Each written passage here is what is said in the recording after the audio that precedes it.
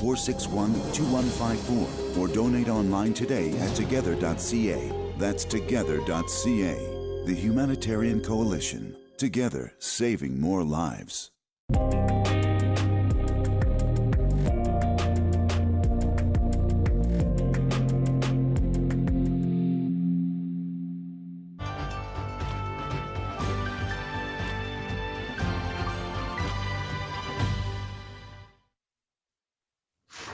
Hello and welcome to the special edition COVID-19 Rogers television program. My name is Carol Merton, and today I am delighted to welcome as a guest Paul Vickers, who is the Director of Zone 2 of the Ontario Federation of Agriculture, representing counties Bruce and Grey. Welcome, Paul, and do I still have your official title correct? Yeah, you do, Carol. You're dead on. Yep. So everything's all good. Good. You know, it's interesting, over COVID, many people have changed titles. You know, they've either had other portfolios added or they've changed in what they're doing. So I'm glad I've got it and you're still in that title. So welcome today. Today, I'm most interested in hearing about, obviously, the agricultural sector, the impact of COVID, and what's happening as you're moving, as we all are moving through, out of COVID and into hopefully a recovery phase. So what's new? It's kind of funny, Carol, because it's almost been 2 years, I think, since you last had me on the show, and we were thinking at that time, you know, there was so much uncertainty and so much, everything was up in the air and nobody really knew where things were going. So now we're just maybe a little bit further down the road, and we still don't sometimes know what exactly is going on. So there's lots going on in the agriculture industry. We're a beautiful sunny day that we have right now. Just wants to make everybody get up and go and get outside and get some of the cropping done. So. Yeah, I imagine that everyone is itching, and I'm really glad you're here because I bet you're one of those people who are itching to be out and not in a Skype interview. So there's been a lot of adjustment, obviously, in the agricultural sector, and it has had an impact for sure. Can you just outline briefly some of the impacts that you may have noticed as you've moved through the last 2 years? Yeah, it definitely, labor is probably one of the, you know, if you take it from the start to the end, labor's probably been the biggest adjustment as much as anything. At the start, we were struggling to know how we're going to get in the temporary foreign workers, and now it's basically, you know, I think they've got the temporary foreign workers thing figured out, and maybe not getting as many as they hope, but they're getting close to the amount that they have. But I would say it's people like myself that are struggling on labor now. We've run a farm, my son and I. And we can't find anybody to come and help us and give us any time off. So milking cows is a 24/7 sort of a deal, and right now we've probably done it since Christmas time without a whole lot of breaks. So, you know, labor is always an issue, and I guess labor is an issue with everybody. Everybody's having problems finding enough people, and it's puzzling. Where did all the people go? We had enough beforehand, and now all of a sudden we seem to be struggling. So And I think that's a really important point. We hear about, you know, the labor shortage as far as other businesses like restaurants and, you know, retail. But agriculture is just as affected by labor and manpower shortages as others, because it is a business when you really think about it. It is a business as well. But it doesn't always come first to mind when we think of businesses. But it is, and you're needing the labor shortage. Where do you look for help? Like how would you, knowing you're in a labor shortage, where do you go to access help? You know, there's a few different ways for ourselves. You know, we put an ad out on Facebook and try and attract people that way. You know, other people, you know, that have much higher labor needs, they would go through, you know, some of the agencies and trying to, you know, try and secure enough labor that way. Yeah. So certainly the social media and just networking and just trying to contact as many as you possibly can. And you're right. Where have the individual's gone? I mean, that's the question that still is left to be answered, because there's the gaps in a variety of areas. So let's talk about spring planting, because honestly, this is the first day it's actually felt like, gee, maybe there is a new season coming that's not snow. How do you think spring planting will go this year? What's the status? Yeah, we hope we're always have an early spring, because obviously an earlier spring usually means better yields and better quality. The earlier you can get the crop, the seeds in the ground, the better off they are, sort of thing. But probably the biggest thing this year that has been the difference is the availability of fertilizer and chemicals. Ourselves, we tried to do as much and be proactive as we could, and book as much of our fertilizer ahead of time to make sure we kind of secure the fertilizer needs that we have. We're probably about 85% booked, and the other 15% is kind of in the open right now. And this whole thing with Ukraine has certainly put issues with that, because there has and there is a great deal of fertilizer comes out of Russia and out of the Ukraine area and through that those Black Sea ports. And obviously that's a bit of a concern. And, as much as it is a concern this year, it might be on a go-forward basis, because we do have, a certain amount of our fertilizer bought. But where, if we're not going to purchase from Russia, then where does that fertilizer come from? We haven't been proactive enough to try and look after ourselves, to build the manufacturing facilities that we need. Obviously, out west, there's a lot of potash that is mined and that can be directed to whoever needs it. But as far as the nitrogen, it's a chemical based product that can be made. It's a man-made product, and we just need the factories and the production and processing facilities to do it. But these facilities aren't going to be pop up over summer. Like these things are 5 years down the road before we can bring on new fertilizer producing facilities. And you raise an important point. We've heard about supply chain issues, so that certainly affects everyone. But one of my questions certainly was, what's the impact on agriculture as a result of the Ukraine situation? And you certainly addressed that. I think we've learned through COVID-19 how much we depend on others globally, as well as across the border into the United States as well. And do you anticipate in your conferences and your regional gatherings that there may be some initiatives coming forward around becoming more self-sustainable around products? That's what a smart person would do. And That's sometimes a political answer. and sometimes you're only as smart as when the need is there, sort of thing. So hopefully we keep this in our back of our minds, that we do need to be more self-reliant, that we shouldn't be so reliant on other countries, especially countries that are somewhat unstable. Russia has always been a bit of a love-hate relationship with them, because you love them when you need them, and you certainly hate them in times like this with what they're doing to the Ukrainian people. So, but it's to have the foresight and to predict the future and where you want to be, because again, these facilities aren't small, they aren't cheap, and nobody wants them in their backyard. So, like those are all the big questions that you have to answer, sort of thing. So, it was probably easier to buy those products from the European, like the Russias, as opposed to trying to convince a neighborhood to all of a sudden, allow a fertilizer manufacturing facility in their backyard. But sometimes you got to look at the bigger picture and try and foresee and just make good decisions along the way. Yeah, and I think certainly with the situation in Ukraine, plus supply chain issues, we're more aware, I think, generally of where our products come from, that we may not have recognized how much we depend on that when we go shopping or go to food stores or farmers markets, to recognize that there's a whole supply chain behind that's not necessarily local. It's further afield. Yeah, So, and just to kind of go a little bit more on that, we're fairly close to the market here in Ontario, but think about the West, think about Saskatchewan.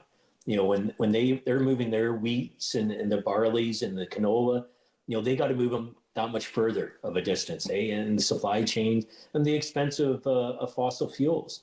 yeah, Transportation is a huge part of agriculture, and you have to remember the reason why things are going up is because it just costs more to grow it and to feed these crops. So like I said, we're close, but think of in the smack dab middle of Saskatchewan, and you either got to get up to Churchill, Thunder Bay, or to Vancouver.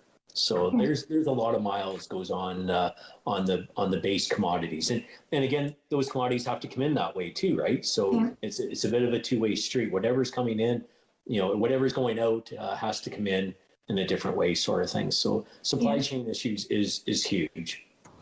So I want to drill down a little bit more about opportunities, because sometimes, although it's a very distressing negative situation that we're observing right now with Ukraine and Russia, there has been some discussion that it opens up opportunities for farmers to grow more products and for our country and others to depend more on Canadian products like wheat and grains. What would you say to that? Yeah, I think you're dead on about that, because we do have the capability of producing more. New technologies, better use of fertilizer, better use of herbicides, more accuracy. Autosteer is a big thing now, and if you want the big yields, you've got to do everything right. There can't be any gaps in the whole production cycle. So if you don't plant it right, it's not going to grow right, not going to grow into a bigger yield. So, there is opportunities, and technology and research always goes a long way. There's no more land. Like, they're clearing a little bit of land, and in the northern areas and maybe up east a little bit, but there isn't a whole lot more good land that we can uncover. And Ukraine, they have 25% of the black earth is what they call it, and that's the very best soil in all of the world. And 25% of it is in the Ukraine, so that's a big hole to fill. And you can't just think you're going to replace that production quickly. There's going to be probably nobody in Ontario or Canada, because we'll always have lots of food, but there's people in other parts of the world that are going to feel a lot of pain and a lot of hunger through this conflict between that Russia has initiated. I want to rewind you to a term you used so I make sure I understand it. You said Autosteer. Oh, Tell me what that is. So that means you set up the parameter of the field, and then there's a satellite, and the satellite's connected to your tractor, and that is connected to your steering column. You turn the corner, you set up your parameters, and you hit the button, and the Autosteer takes over, and it makes it dead straight. There's no kind of guessing and trying to aim for the tree at the other end of the field. This thing does it completely, and it's just new technology, and it's exciting technology, especially for the younger people that are more computer savvy than what I probably am. So there's always ways to improve. So is there anyone in the tractor? Oh yeah. And they're getting it to the point where they're saying that somebody doesn't have to be in the tractor, but that's obviously a few years away. And if somebody doesn't have to be in the tractor, then that's less labor, right? So maybe one person could look after 2 or 3 different tractors instead of just the one. But as of right now, there's still somebody in the tractor. Basically has to make the corner, head it back down the field, and then hit the Autosteer, and then it takes over. So, and it's not just in planting, it's in the combining, because if you get the rows completely 100% straight, and then the combine driver gets a little sleepy and starts dozing and going back and forth, that's no good either. So then the combines follow that same strip, and then that combine will feed in those rows to its maximum kind of capabilities, sort of thing, and you get less loss at the header height or at the header, and makes the combine work that much better. So when there's no additional land and you need to maximally use the land you have, having this kind of technology is actually a bonus. It's really important to maximize the yield from any particular field. Yeah, and if I can give you an example, when I graduated out of college back in '86, 100 bushels to the acre of corn, that was, you were making things happen if you could average 100 bushels.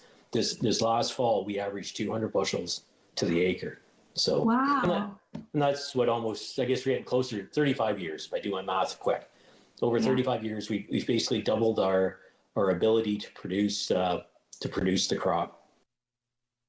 Which is excellent because, that's what we want to see. We want to see the land maximally yielding, and I'm sure it's beneficial for the farmers as well. So at the moment, you're back. You had frozen for just a moment. That's good. The producer told me, if anyone freezes Carol, just keep on talking. Okay. So you had mentioned briefly about the cost of delivering goods, and we know fuel prices are going up. Can you just drill down a bit more on what that might mean for a farm operation, and then, what you'd like to say to the consumers if the price of the product, either in a grocery store or anywhere else, goes up, because there is a direct relationship, I'm sure. Yeah, and again, just to try and give you a couple figures, this time 2 years ago, which diesel, I remember filling up the diesel tank, and it was I think it was about 55 cents a liter for diesel, and that was kind of a low tide sort of thing. That was right at the start of the pandemic, and fuel prices had dropped quite a bit. I'm not too sure whether you could buy diesel for, I haven't checked. Obviously, we don't use much in the wintertime, but it might be up to $1.50. Wow. So those costs have tripled. And even last year at the highest of fuel prices, it was $1. And so all of a sudden, we go through thousands and thousands of liters of fuel. We probably go through close to 3,000 or 4,000 liters of diesel all the way from the 1st of May till basically into December. And so you start adding, 50 cents a liter. You can quickly do the math. That's another $1,500 a month on fuel costs alone. And then everything we bring into our farms and not export to take off our farms are done by transports also. So like the transportation thing is huge. We're a bulk commodity, especially ourselves. There'll be other people that maybe aren't into the bulk commodities like what I am with the milk and the grains, but trucking is huge. So but if I can give you an example, because I sometimes worry that people start raising their prices just because they can on the backs, use the farmer as an excuse. So I looked it up. It takes, you can make 60 loaves of bread out of a bushel of wheat. So the price of wheat in the last 6 months has doubled. So it's gone from $225, $250, and it hit probably a high of well over $500. So it basically kind of works out. The price of the wheat and your loaf of bread has gone from a dime up to 20 cents. And hopefully there isn't, and Carol, I'll be honest, I don't do a lot of grocery shopping. And when I do go to the grocery store, I usually go to the dairy section and look that out. Bread just doesn't excite me at all. So I don't know how much bread's gone up since Christmas time, but you might be able to tell us. But basically the price that the farmer's receiving has gone up a dime for that wheat and that bread. And that it's really important for people who are watching the program to recognize, because sometimes it's there's a bit of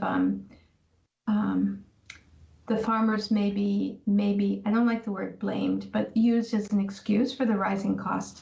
And just as cost to fill our tank of gas in our vehicles goes up, the farmer as well, but it isn't necessarily equal to the increase that you're seeing at the grocery store, correct? That's what you're saying. Yeah. And I would, that's completely correct. You have to, I guess, on the other side, not to throw the processors underneath the bus or the grocery stores underneath the bus. Yeah. I'm sure their costs have gone up. For sure. But, hopefully nobody's out there price gouging and taking advantage of the situation, because, inflation at this level is not a good thing for anybody. Exactly. And I think you raise a really good point. The prices go up because every step along the way, there are organizations or individuals who've had a part to play in producing whatever is purchased. And just as farmers have an increase in costs, there's increase in overhead costs for buildings, storage, staffing, everything. So when it's all added together, it's not just one grouping, it all just adds to the total. But it certainly has seemed to have increased a lot in the last little while, as well as there's empty shelves now where we were never used to seeing empty shelves in certain products. Let's talk about buying local and how the community can support the farmers, but also consider different ways of purchasing items. What would you say to people who really have never done that? They've just relied on single source type of go once a week to one place. What would you encourage people to do in the community? Yeah, try and find a local farmers market. I just seen something on whether it's Facebook or Twitter that Katy Market is going to open again this year. So there's always lots of fresh vegetables there. There's always farmers that have market stands. Try and use them. There's probably been many of kids get put through college through the sale of sweet corn and Market Garden. So if you see one when you're driving by, and take a look at it and purchase it. Mm-hmm. And just be mindful of how much you purchase, because vegetables aren't the longest lasting thing in your fridge, that's for sure. Yeah. But there's always people, and the one thing is, if you can look on the websites, quite often these people have websites that they can promote their products, and and just try and eat what's in season. So if beans are in season, you eat beans. If peas are in season, you eat peas. And that sort of thing. I know my grandfather, when strawberries were in and he had a strawberry patch going, he ate strawberries for morning, noon, and supper. That's all he ate. And now we always want variety in everything, and variety means that it probably has to come from somewhere else, like because we don't grow everything here all at the same time, sort of thing. So maybe our habits need to change. Maybe we need to become a little bit more modest in our eating habits, and not have such a wide selection of fruits and vegetables and that sort of thing. And as far as meat, there's lots of people. I know the local Higginson farm, they do a lot of freezer beef, and they're set up to a website. And if you want to buy local produced beef, you can go on the website. You can buy a box of whatever size, and you don't have to buy the whole size, but you can buy the box of their choosing, and then you can eat local meat, sort of thing, and more of the money hopefully stays closer to the community than what it does if you just buy it from the supermarket. So you raised a really important point. If people spend a bit of time doing a little bit of research, they can source out whether it's meat, poultry, I would assume, and of course the fresh produce as well.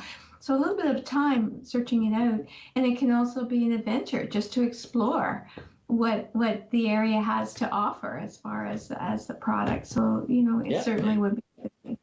And maybe as we as there's less money around to spend on the extracurricular things, maybe this is all you get for excitement. I don't know, Carol.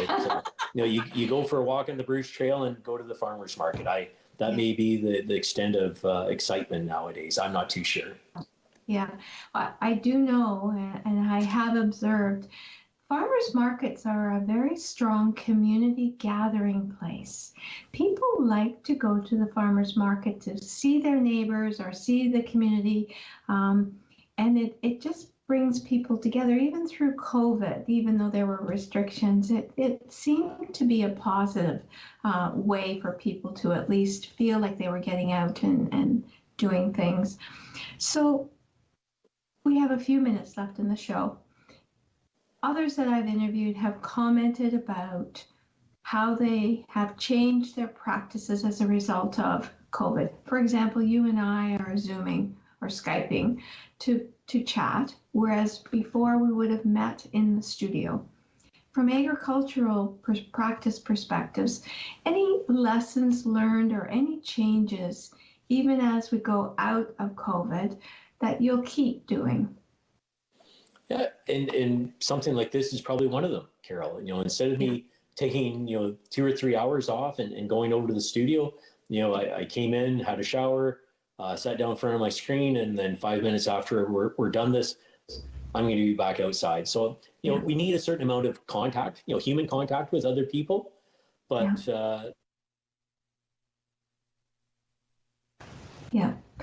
it certainly is important, without a doubt. And we've just frozen with Paul again. So hopefully he'll come back. Well, there he's back. You're back. Yeah.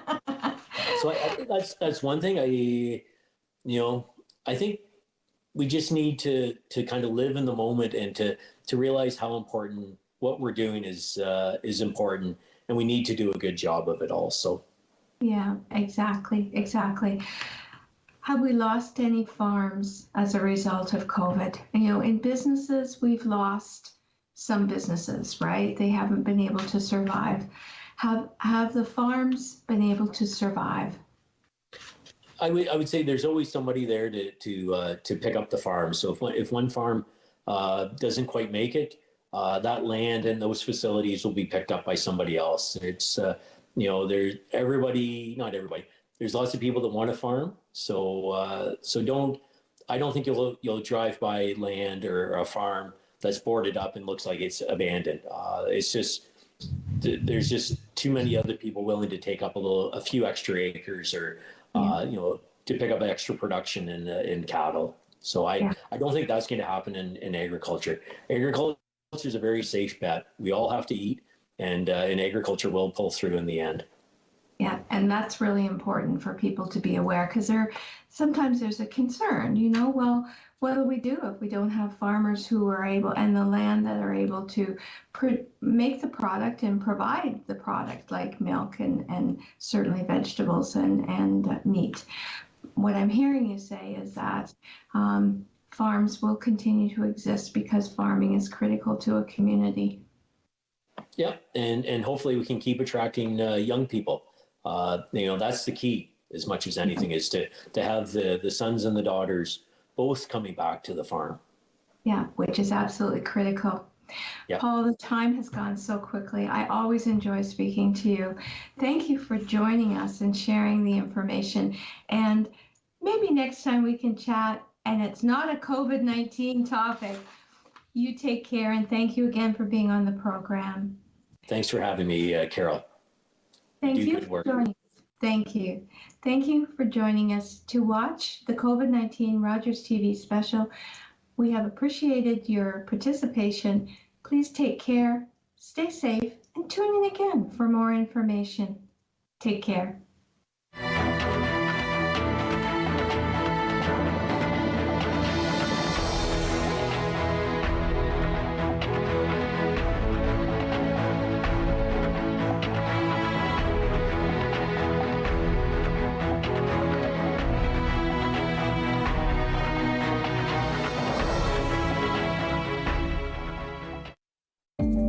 This program is brought to you by NHL Center Ice. Follow the teams and players you want to watch no matter where they play. NHL Center Ice is part of the Rogers Super Sports Pack. Call the Rogers TV viewer response line, email us, or connect with us on social media.